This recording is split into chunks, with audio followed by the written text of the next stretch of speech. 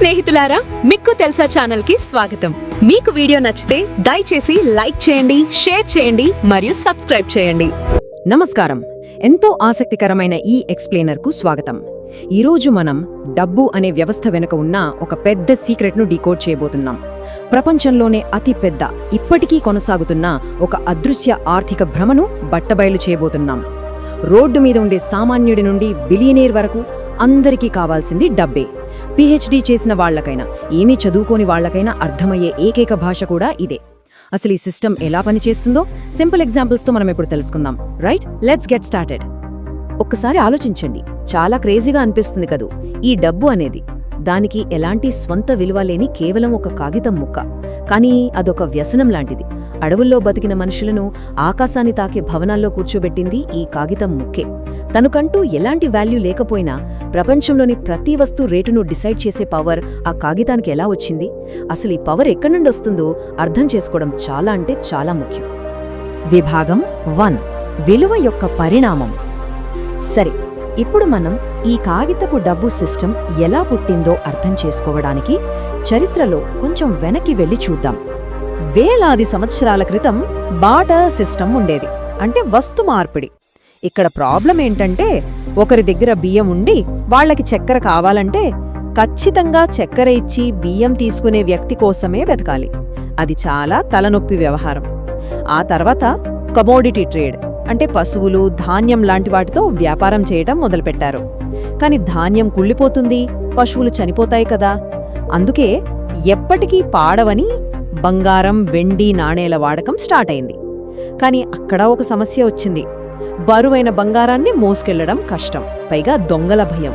ఆ భయమే ఫైనల్గా ఈ కాగితపు రసీదుల పుట్టుకకు దారితీసింది. విభాగం 2: కంసాలి రహస్యం. సరిగ్గా ఈ చారిత్రక మలుపులోనే మోడర్న్ బ్యాంకింగ్ వ్యవస్థకు పునాది పడింది. బరువైన బంగారాన్ని మోయలేక ఇబ్బంది పడుతున్న జనాలకు అప్పటి కంసాళ్లు, అంటే ఈ గోల్డ్ స్మిత్స్, ఒక అద్భుతమైన ఐడియా ఇచ్చారు. మీ బంగారాన్ని మా దగ్గర ఉంచండి, మేము సేఫ్ గా కాపాడతాము అని చెప్పారు. వినడానికి చాలా సింపుల్ గా అనిపించినా ఇది ప్రపంచ ఆర్థిక స్వరూపాన్నే మార్చేసింది అనడంలో ఎలాంటి డౌట్ లేదు.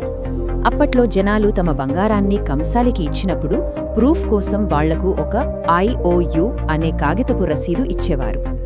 IOU అంటే నేను మీకు బాకీ ఉన్నాను అని అర్థం. ఈ రసీదును చూపించి జనాలు ఎప్పుడైనా తమ బంగారాన్ని వెనక్కి తీసుకోవచ్చు. అయితే ఇక్కడే ఒక మ్యాజిక్ జరిగింది. ఈ కాగితం వెనుక నిజమైన బంగారం సేఫ్గా ఉందన్న నమ్మకం జనాల్లో బలంగా ఫిక్స్ అయిపోయింది. దాంతో వ్యాపారాలు చేసేటప్పుడు బరువైన బంగారాన్ని మోసుకెళ్లే బదులు చేతికి ఈజీగా ఉండే ఈ కాగితపు రసీదులనే ఒకరికొకరు ఇచ్చుకోవడం స్టార్ట్ చేశారు. చూశారా, కాగితమే డబ్బుగా మారడం ఇక్కడే మొదలైంది. ఇప్పుడు మనం చూడబోయే పాయింట్ చాలా ఇంట్రెస్టింగ్గా ఉంటుంది. ప్రపంచంలోని మొట్టమొదటి బ్యాంకింగ్ స్కామ్ జరిగింది ఇక్కడే. జనాలు తమ బంగారాన్ని వెనక్కి తీసుకోవడానికి రావడం లేదని, కేవలం ఆ కాగితాలతోనే వ్యాపారాలు చేసుకుంటున్నారని కంసాళ్లు గమనించారు. అంతే, వాళ్లలో అత్యాశ పుట్టింది. అసలు తమ దగ్గర లేని బంగారానికి కూడా ఎక్స్ట్రా నకిలీ రసీదులు రాయడం మొదలుపెట్టారు. లిటరల్గా గాలిలోంచి మొట్టమొదటి కరెన్సీ నోట్లను సృష్టించేశారు. వెనుక ఎలాంటి బంగారం బ్యాకప్ లేకుండానే కేవలం కాగితం మీద రాసిన అక్షరాలు మార్కెట్లోకి వచ్చేశాయి. విభాగం 3: బ్యాంకులు కరెన్సీని ఎలా మల్టిప్లై చేస్తాయి. అప్పటి కంసాల ట్రిక్ నేటి మోడర్న్ కమర్షియల్ బ్యాంకింగ్ సిస్టమ్స్లో మ్యాథమెటికల్గా ఎలా అప్లై అవుతోందో ఇప్పుడు చూద్దాం. ఈ ఆధునిక బ్యాంకింగ్ విధానాన్ని ఫ్రాక్షనల్ రిజర్వ్ సిస్టమ్ అంటారు. ఇది ఎలా పనిచేస్తుందో ఒక సింపుల్ ఎగ్జాంపుల్తో చూద్దాం. ఫర్ ఎగ్జాంపుల్, ఎవరైనా బ్యాంకుకెళ్లి 1000 రూపాయల క్యాష్ డిపాజిట్ చేశారనుకుందాం. రూల్స్ ప్రకారం బ్యాంక్ అందులో 10%, అంటే 100 రూపాయలను మాత్రమే రిజర్వ్గా తన దగ్గర ఉంచుకుంటుంది. మిగిలిన 900 రూపాయలను మరొక వ్యక్తికి లోన్గా ఇచ్చేస్తుంది. ఆ లోన్ తీసుకున్న వ్యక్తి ఆ డబ్బుతో ఏమైనా కొంటాడు కదా. అప్పుడు ఆ 900 రూపాయలు మళ్లీ వేరొకరి అకౌంట్ ద్వారా బ్యాంకుకే తిరిగి వస్తుంది. డబ్బు ఎలా ట్రావెల్ అవుతోందో గమనించండి. సో ఇక్కడ అసలైన ట్విస్ట్ ఏంటంటే, డిపాజిట్ చేసిన వ్యక్తి తన ఆన్లైన్ బ్యాలెన్స్ చెక్ చేసుకుంటే 1000 రూపాయలు కనిపిస్తుంది. అప్పు తీసుకున్నవాడి అకౌంట్లో 900 రూపాయలు కనిపిస్తుంది. ఇద్దరికీ కలిపి మార్కెట్లో 1900 రూపాయల పర్చేసింగ్ పవర్ ఉంది. కానీ బ్యాంక్ వాల్ట్లో వాస్తవానికి ఉన్న క్యాష్ ఎంత? కేవలం ఆ మొదటి 1000 రూపాయలు మాత్రమే. అంటే బ్యాంక్ జస్ట్ కంప్యూటర్ కీబోర్డ్ మీద కొన్ని నంబర్లు టైప్ చేయడం ద్వారా మార్కెట్లో అదనంగా 900 రూపాయల వర్చువల్ కరెన్సీని సృష్టించేసిందన్నమాట. ఎక్సలెంట్ కదా! అసలు నిజమైన క్యాష్ లేకుండానే మార్కెట్లోకి వర్చువల్ డబ్బు ఎలా ప్రవహిస్తోందో ఈ ప్రాసెస్ను చూస్తే స్పష్టంగా అర్థమవుతుంది. ఆ 900 రూపాయలు బ్యాంకుకు రాగానే మళ్ళీ 90 రూపాయలు ఉంచుకుని 810 రూపాయలు లోన్ ఇస్తుంది. ఆ 810 రూపాయలు రాగానే 81 రూపాయలు ఉంచుకుని 729 ఇస్తుంది. ఈ సృష్టి అక్కడితో ఆగిపోదు. ఇది ఒక కంటిన్యూస్ లూప్ లాగా సాగుతూనే ఉంటుంది. ఈ లూప్ అంతా పూర్తయ్యేసరికి ఏమవుతుందో తెలుసా? మొదట డిపాజిట్ చేసిన ఆ 1000 రూపాయల భౌతిక నగదు కాస్త మార్కెట్లో దాదాపు 10,000 రూపాయల వర్చువల్ కరెన్సీగా మారిపోతుంది. వినడానికి షాకింగ్గా ఉన్నా ఇది పూర్తిగా లీగల్. మనం రోజూ చూసే వాడే డబ్బులో ఎక్కువ భాగం కేవలం కంప్యూటర్ స్క్రీన్ల మీద కనిపించే డిజిటల్ నంబర్స్ మాత్రమే. దానికి సమానమైన ఒరిజినల్ పేపర్ కరెన్సీ సిస్టంలో అసలు ఉండనే ఉండదు. ఇదైతే పక్కా మైండ్ బ్లోయింగ్ ఫ్యాక్ట్. గ్లోబల్గా ఉన్న అన్ని బ్యాంక్ బ్యాలెన్స్ను కలిపి మనం ఒక 100 రూపాయలుగా ఊహించుకుంటే అందులో నిజమైన ఫిజికల్ క్యాష్ రూపంలో ఉన్నది 10 రూపాయల కంటే తక్కువే. మిగతా 90% అంతా కేవలం వర్చువల్ డిజిట్స్ మాత్రమే. అంటే మీ మొబైల్ లేదా కంప్యూటర్ స్క్రీన్ మీద చూసుకుని మనం మురిసిపోయే నంబర్స్ తప్ప మరి ఏమీ కాదు. భలే క్రియేట్ చేశారు కదా ఈ సిస్టమ్ని. మన డబ్బు బ్యాంక్లో చాలా సేఫ్గా ఉందని, ఎప్పుడు కావాలంటే అప్పుడు ఏటీఎంకెళ్ళి డ్రా చేసుకోవచ్చని మనందరికీ ఒక గట్టి నమ్మకం ఉంటుంది. కానీ ఒక్కసారి ఆలోచించండి, ఒకవేళ ఒకేసారి ఖాతాదారులో జస్ట్ 20 నుండి 30% మంది బ్యాంకుకు వెళ్లి తమ డబ్బును మొత్తం వెనక్కివ్వమని అడిగితే ఏమవుతుంది? సింపుల్, బ్యాంకింగ్ వ్యవస్థ కుప్పకూలుతుంది. ఎందుకంటే అందరికీ ఇవ్వడానికి అవసరమైన నగదు వాళ్ల వాల్ట్స్లో ఉండదు. ఈ వ్యవస్థ మొత్తం నడిచేది కేవలం ఒక ప్రాబబిలిటీ, అలాగే ఒక నమ్మకం మీద మాత్రమే. విభాగం 4, కరెన్సీ వర్సెస్ నిజమైన డబ్బు.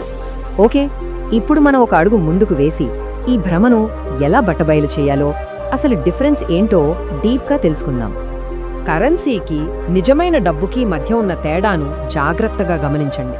ఒకవైపు కరెన్సీ ఉంది, ఇది జస్ట్ మీడియం ఆఫ్ ఎక్స్చేంజ్. అది కాగితం కావచ్చు, డిజిటల్ కావచ్చు, ఏదేని రాత్రికి రాత్రే ఒక ప్రభుత్వం ఆ కరెన్సీకి వాల్యూ లేదని ప్రకటిస్తే ఇంట్లో ఉన్న లక్షల రూపాయల కట్టలు కూడా కేవలం చిత్తు కాగితాలుగా మారిపోతాయి. కాని మరోవైపు నిజమైన డబ్బు ఉంది, అంటే భౌతిక బంగారం లాంటివి. ఇది ఒక వాల్యుబుల్ అసెట్. ప్రపంచంలో ఏ ప్రభుత్వం మారినా సరే, ఏ డిసిజన్ తీసుకున్నా సరే, మీ దగ్గర ఉన్న బంగారు నాణ్యం విలువ పోదు. దానికి అంతర్గతమైన వాల్యూ ఉంటుంది. That is real money.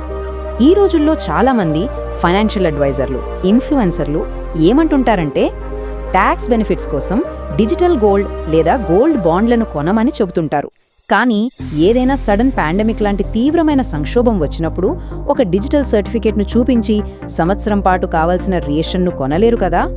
అదే మీ చేతిలో కొద్దిపాటి భౌతిక బంగారం ఉంటే అది మీకు ఎప్పుడైనా తక్షణ భద్రతనిస్తుంది.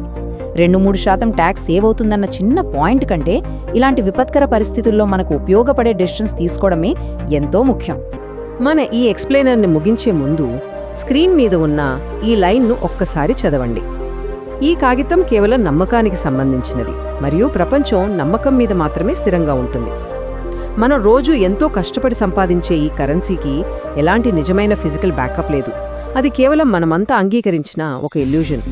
మన మోడర్న్ వెల్త్ అంతా ఇలాంటి ఒక పెళ్ళుసైన భ్రమపై, కేవలం ఒక నమ్మకంపై మాత్రమే నిలబడి ఉందని తెలుసుకున్న తర్వాత అసలైన సంపద అంటే ఏంటి, దాన్ని ఎలా కాపాడుకోవాలి అనేది మనం ఖచ్చితంగా రీథింక్ చేయాల్సిన టైం ఇది.